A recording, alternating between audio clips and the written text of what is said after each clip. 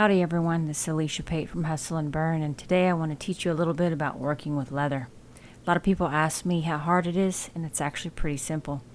We're going to go over a design today that I did. It's basically a leather catch-all. They're very easy to make. The first thing you need is some good quality leather. I like to get my leather at Tandy Leather. You see here it's raw veg tan. I typically like to get the 7 to 9 ounce, it just works best for me. Here's an example of two full shoulders that I have that I purchased a couple weeks ago. They come in big rolls like this. So just select a piece that'll work well for your application. For me right here, I've cut off about a 9 by 9 square part. Let's take a look at the design in Illustrator. I keep a copy of just a blank template for a leather catch-all. That's all the red that you see. It's all squared up and true for where all the buttons and the cuts need to be. And then I just throw the image of whatever I want to be in the center. This one happens to be for a student that's graduating from Texas A&M University, and they wanted to have their class and their initials. So I put the adjustments into Illustrator and saved it off as an SVG file. So now I've gone downstairs where my laser is, and I put masking over the leather pieces I need, and then I put some clips to hold down the leather, so where I'm going to engrave it for sturdiness. I always mask my leather because it throws off so much residue, so it's a good practice for leather products. Now we're looking at our Lightburn software. We've imported our design, and we got our settings right, and we're ready to go.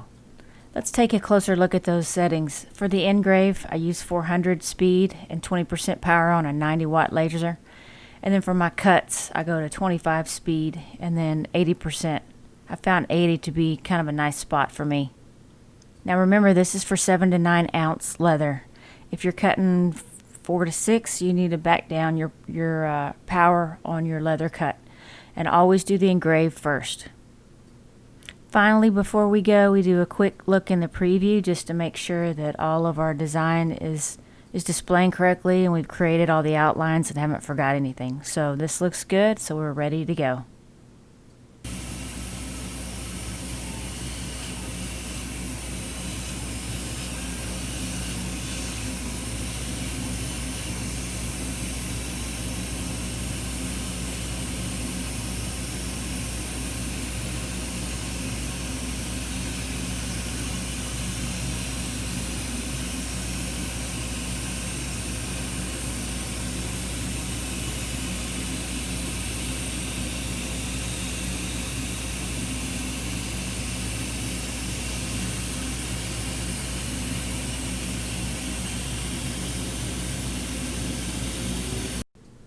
Okay, the job is complete. If we take a look at it, that's a really good color. It's not super dark burned, and so that's something I'm happy to work with.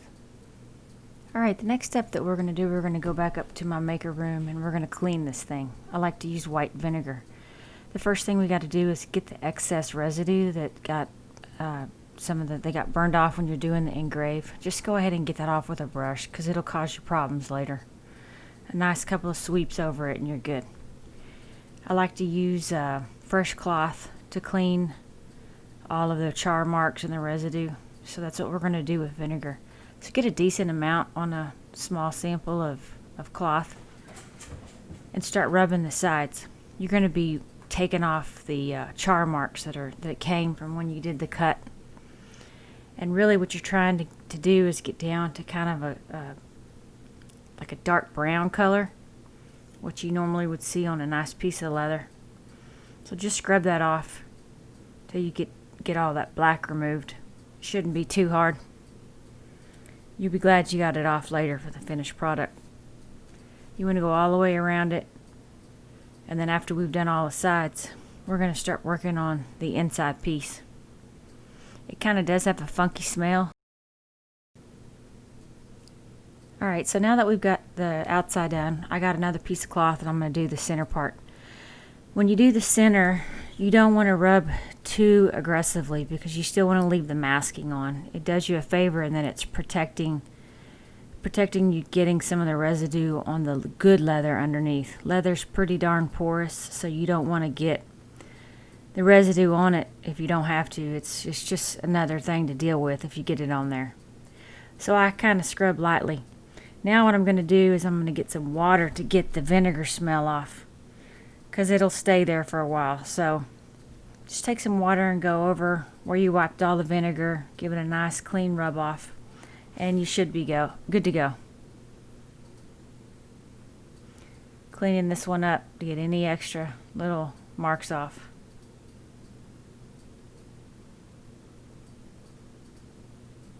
The leather dries pretty quick, so you're going to see on the back side that it's wet, but you should be able to work with it and put the next steps together within 5 to 10 minutes.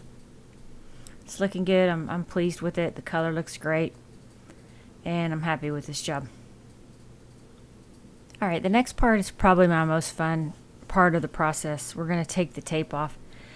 Again, I love using the plastic razor blade. So go ahead and pry it up and then start peeling it back.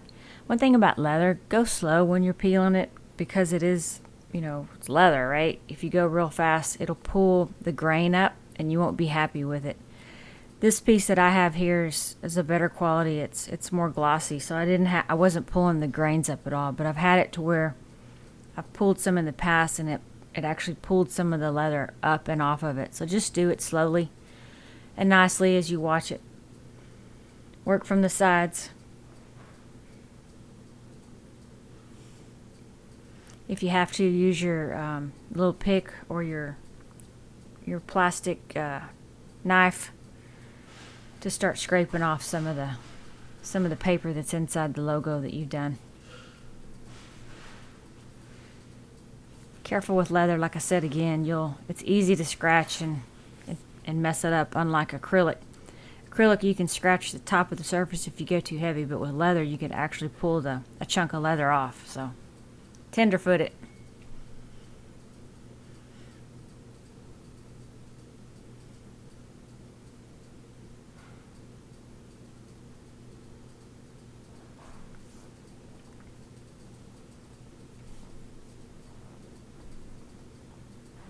These pieces are coming off real nice.